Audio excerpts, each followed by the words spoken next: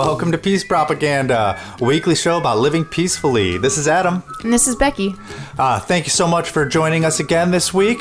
This is our Saturday show. I say Saturday show because we are now going to be launching Peace Propaganda twice a week. That's right. Saturday and Wednesday. That's right, yeah. So, why don't And you tell them a little bit about it? our Saturday show from now on is going to be more focused on listener feedback. And so we're going to be interacting with you guys a little bit more. So if you ever send an email or post something on Facebook that you want us to get back to you about, we'll be sure, or we'll do our best to address all of the concerns that you might have or the ideas or thoughts that you might have in the Saturday show from now on. Whereas on the Wednesday show, it's going to be more of us dreaming of the future of anarchy. Yes, the pontificating. Yeah. So, which isn't to say that we won't interact with the listeners on Wednesday or that we won't pontificate on Saturday. I don't think a herd of stampeding cattle could stop us from pontificating. That's what we do. But that's going to be sort of the focus of the show. And again, you can always contact us here at the show, and we'll talk about you on Saturdays at host.peacepropaganda@gmail.com. Find us on Facebook or on Twitter at Peace Propaganda and Peace Podcast, respectively, et cetera, et cetera. Oh, you could always leave feedback on iTunes. Would really appreciate that. Thanks so much. So, okay, we're going to get right into it here. We had some of you who listened to the last week's show. Oh, by the way, quick note about last week's show. Apparently, on some programs, it showed up as being 4.5 hours long. It was not. I don't even think I can talk that long, so... It was not 4.5 hours long. If you play it, it'll only play... It was a double-length episode. It was about 57 minutes. But yeah, we had a really great time recording it. So it's a fun one. Yes, definitely worth checking out. Please don't be turned off by the fact that it says it's 4.5 hours. I don't know why it does that. If you listen on SoundCloud, you'll get the right timestamp. But for whatever reason, on iTunes, it just didn't go through correctly, but it'll only play for 58 minutes, I promise. So anyways, we talked about a friend of mine who has a project called Every Vote.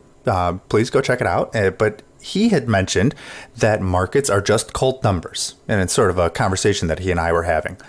And he felt that we had taken him out of context, which I think is fair. I think we probably did take him a little bit out of context, and he took the time to comment on the Facebook wall, which was great. It was a rather long remark, so we're not going to read it all on the show today, but you can of course go read it for yourself on the Facebook wall. But he sort of elaborates on what he means by the market being just cold numbers. So I'm going to read just a little bit of an excerpt here from what he wrote. He wrote, "I did not mean that the market is just cold numbers in the sense that it is not vital driver of human progress and sustenance. It is. What I mean is that specifically the financial markets will not by themselves be the ultimate solution to human suffering and inequality. There's more to the formula for success for our species than the rules or lack thereof on our financial systems."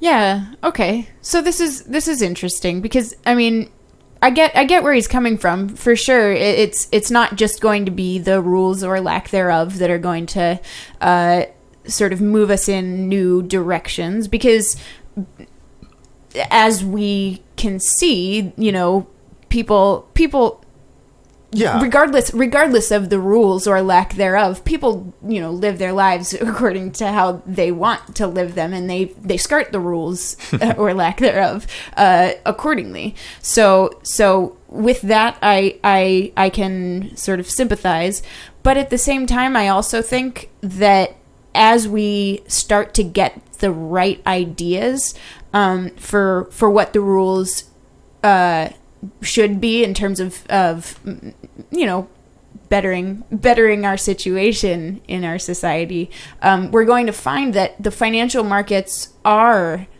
the solution, and that the financial markets aren't really separable from just, you know, from the human wider society, from the wider human experience. Yeah, exactly. That's absolutely right.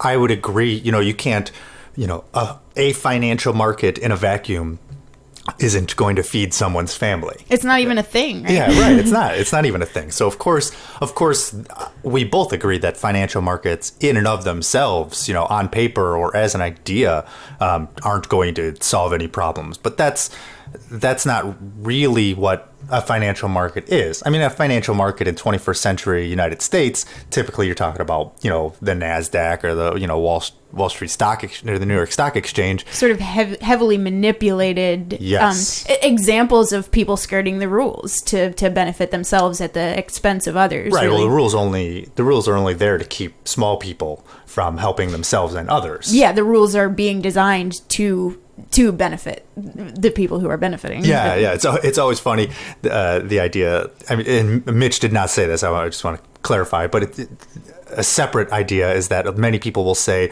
"Oh, we need more rules in the financial markets because the financial markets are predatory." And it's like, well, wait a minute. We already have a million rules in the financial markets. They're written by the predatory institutions. Right. The problem is that the rules are predatory. Right. Yeah. And so the idea that the same rule-making body, which has already promulgated predatory rules, is suddenly going to turn a 180 is like, it's like, we need to convince sharks to stop eating people, lions to stop hunting gazelles. Like, no, this is what it's there for. It's a feature, not a bug. Right. But for sure, the sort of main thing that's going to move us forward is the change in the root ideas of the financial markets. Yes. Right. Yeah. And so I think here, let me move on, because he says another thing here. He says, where is it? He talks about how if you are financially unable to, here it is, people's access to altcoins, these are Bitcoin and Bitcoin alternatives, is still profoundly influenced by their financial circumstances at birth and the quality of their parents. If you're born with lots of dollars, you can invest in lots of Bitcoins. Okay. So I think that's true and it isn't true. So, for example, somebody with very few dollars could have invested very few dollars in lots of Bitcoins 4 years ago. Exactly. And they would be extraordinarily wealthy. That's what's so exciting about these new emerging markets, that they're, growing at an exponential rate right now. And, if you're smart money, you're in it, right? You're in, and you're going to, and that's what's cool about sort of free markets, is that it gives everyone the opportunity to better their situation, right? Yeah. By making good decisions. Right. And so some listeners may hear that thing about Bitcoin and they'll say, well, that was a flash in the pan. That was a one-time thing. I don't think that's necessarily true. I think that Bitcoin is sort of the start of many similar endeavors that people will have access to in the very near future. And so, I mean, if you look at the New York Stock Exchange, the fact is you need a good amount of money to ever do anything for yourself in the New York Stock Exchange. That's how it's been for a long time, and that's how it will continue to be for the foreseeable future. So the fact is, that's just a boys' club. That's a good old boys' club. You're never going to do anything. At least in these altcoins, at least in these alternative markets, there is some sunlight. There is a path to success in these places, even with very little money. The decentralization really has the effect of empowering everyone and giving everyone an opportunity for sort of a fresh start, in a new economy where everybody is still equal, and there hasn't been the opportunity for basically people who are greedy and willing to stomp on the little guy at the, to better themselves, to sort of take control. And as we understand, one of the cool things about Bitcoins is that people won't really ever have that opportunity, at least not to the extent that they did in stock exchanges, for instance. Yes, exactly. Thank you for clarifying that. And I just, before we end this segment here, I do want to read one more thing that Mitch said, because I really liked the sentiment here. He says, well, actually, we're coming up on the break here, so I'm gonna have to tease that. Mitch said something really profound. We got the music coming up, and we will let you know exactly what it was after the break. We'll be right back.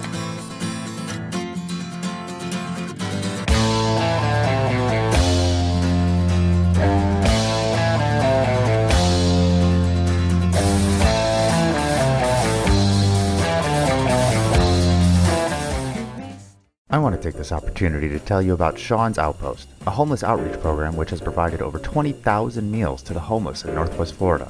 They're also funded entirely through Bitcoin donations.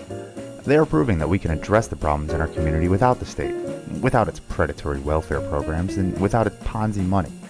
Recently, Sean's Outpost launched its newest, boldest initiative, Satoshi Forest, a 9-acre homeless sanctuary where they are teaching permaculture, aquaponics, and self-sufficiency to the homeless residents. No one sticks a gun in anyone's face and makes them donate to Sean's Outpost, and yet, every day, people do. Please consider donating to this inspiring cause. Visit seansoutpost.com. That's SEANS outpost.com.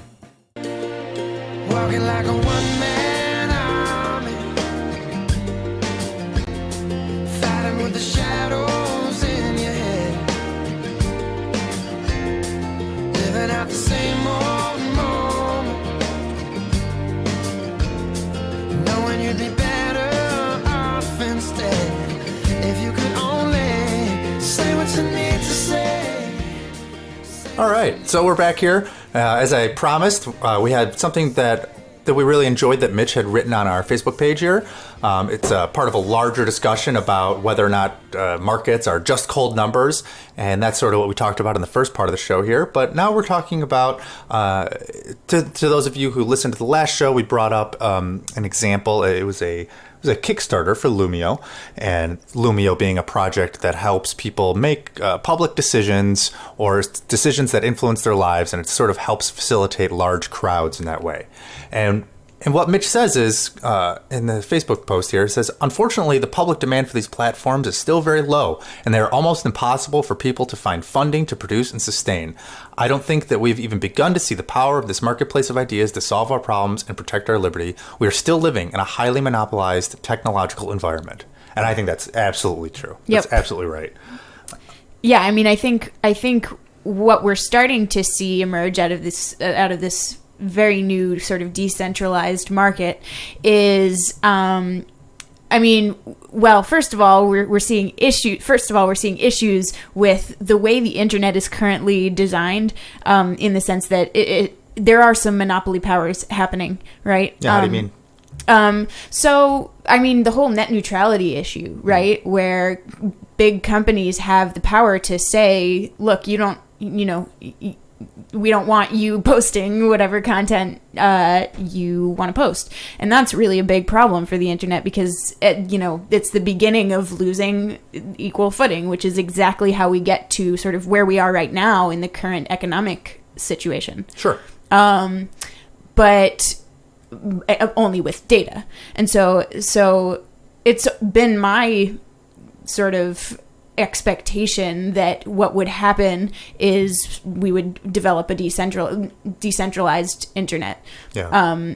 And it was necessary for that to happen because without it, we'd be just walking down the same street as we did with the economy. Yeah. It is interesting how I think, we talked about in the decentralization episode last week, we did talk about the internet as sort of a force for decentralization.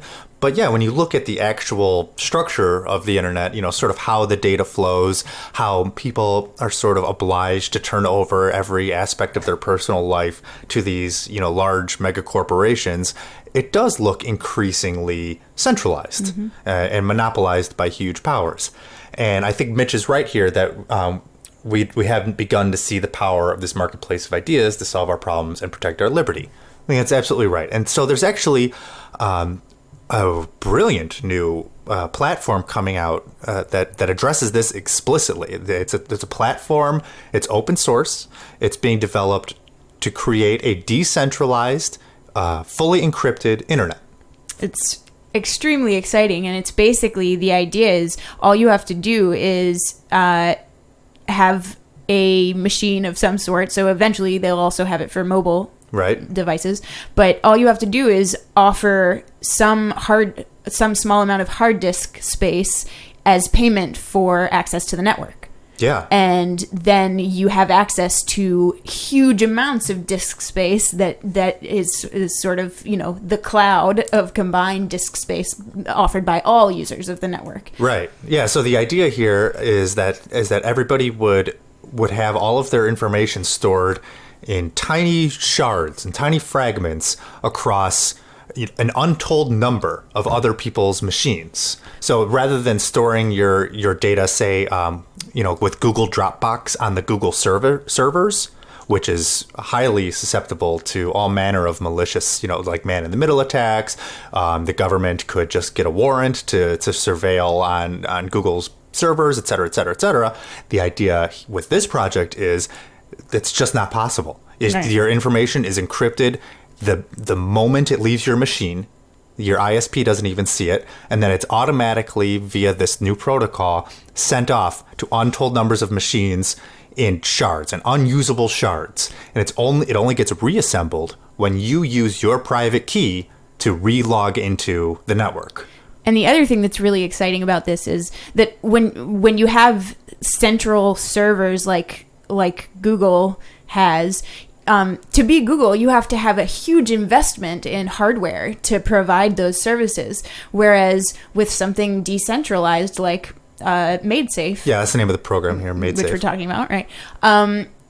You don't have to have those resources because the resources are accumulated as the network grows, and they're available to anyone who joins the network and has, the small amount of disk space required to join. Yeah, and what's interesting actually is I was watching an interview with the creator, or one of the creators of MadeSafe, and he was even saying that presumably in the not too distant future, people would be able to use sort of a free amount of disk space anyways, and they were saying like you could just 100 school kids could share a computer, and they would each have, their own username that was totally unique to them. There would never be any issue of anybody else accessing their data because of this software. Right. It's a perfect example of this thing that really happens pretty often when you start to privatize the ownership of common goods like the internet or like the police force or like the fire department. What happens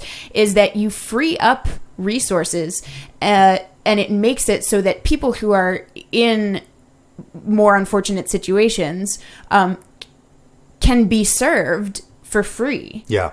Yes. Whereas when you centralize it, you don't have the resources to offer those free services because you're being less efficient. Right. Yeah.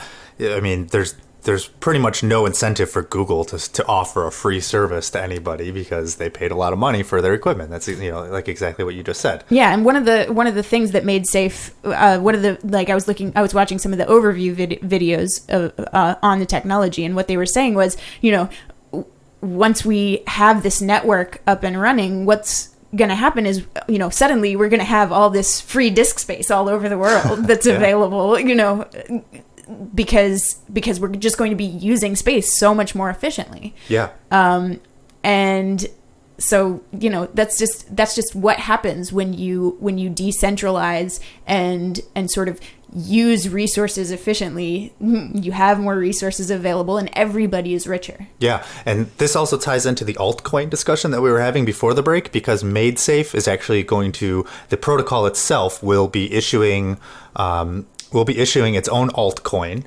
as a reward to people who give disk space to this project. Who offer more than the average or something like that? My understanding is the altcoin would go out to anyone who gives disk space, but the reward goes up precipitously if you give more disk space than the average. That makes sense. Yeah. And so, it sort of becomes a bidding war for, maybe it's not worth it to give less than the average for some people, unless you're very, in the struggle.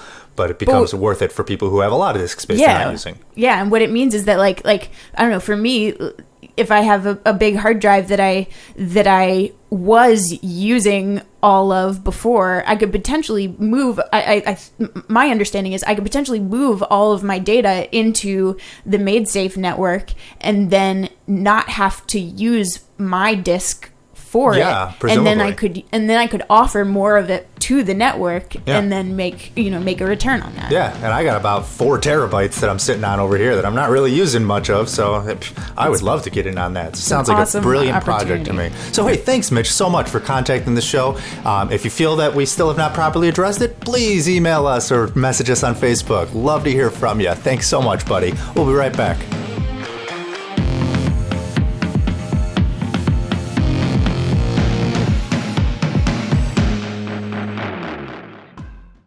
Hey, Becky, I was having this dream the other night where I was taking a test and then all my teeth fell out and then everybody died.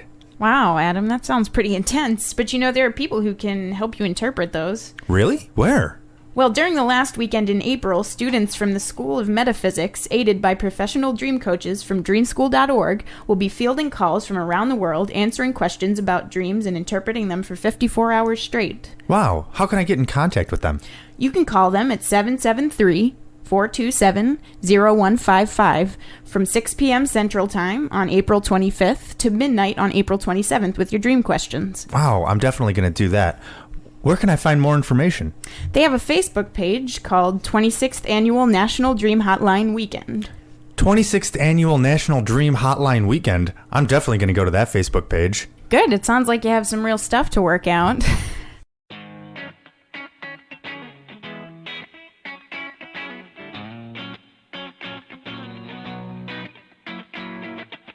I'm not saying it was your fault, although you could have done more.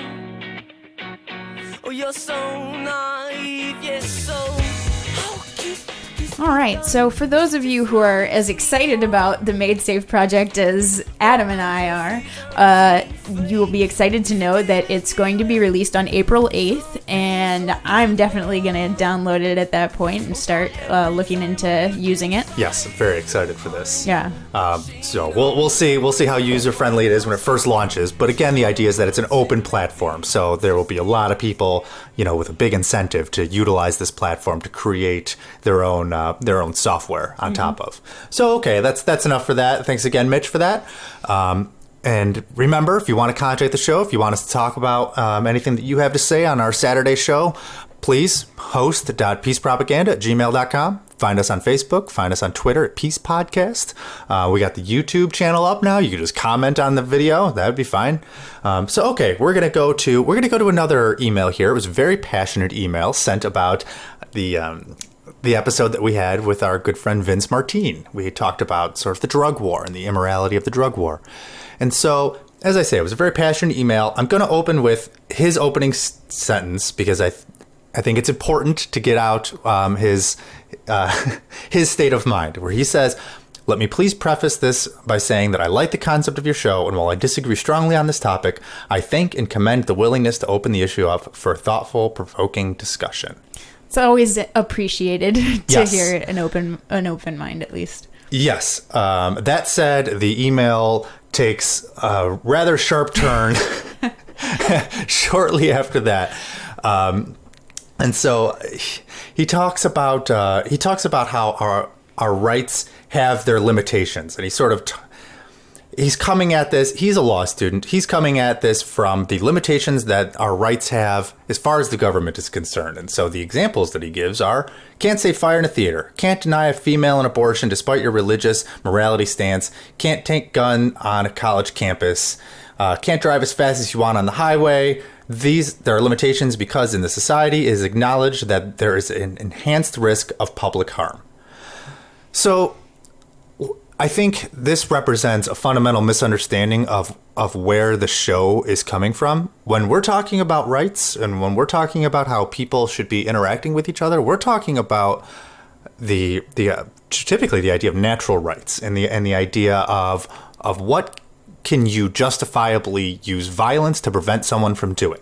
Right. And when you look at it that way, I think the only limitations on our rights are other people's rights. Basically, Yes. my rights end where your rights begin. Yes, and the idea here, the philosophical concepts that that we're talking about here is the idea of liberties, the idea of negative liberties versus positive rights. You know, what Drew here is talking. Drew is the emailer. What he's talking about here are positive rights, which are basically privileges that the government grants you that it can put limits on. And the issue there is that is fundamentally not a consistent stance. There's no way to have a consistent philosophical groundwork for positive rights, because at the end of the day, They're not universalizable, right? Yeah, you can't universalize it. If you can't universalize it, then it's not a philosophical principle. So what it is an aesthetic preference. It's the idea that, well, you know, you can do X, Y, and Z unless we can get 51% of the population to vote and say that you can't do X, Y, and Z.